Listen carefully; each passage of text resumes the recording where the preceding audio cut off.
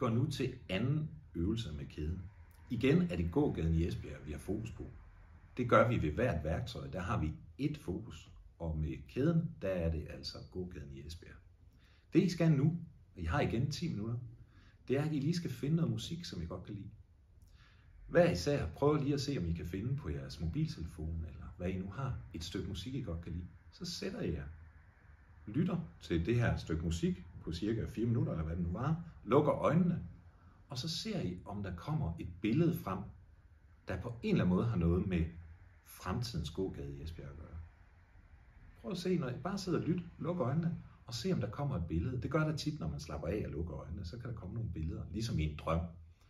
Så lyt til musikken, og se, om der kommer et billede eller to.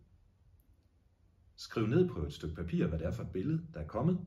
Og så når de 10 minutter er gået, så har I igen 5 minutter sammen med læreren og de andre, til at få nogle eksempler frem på billeder om fremtidens gågade.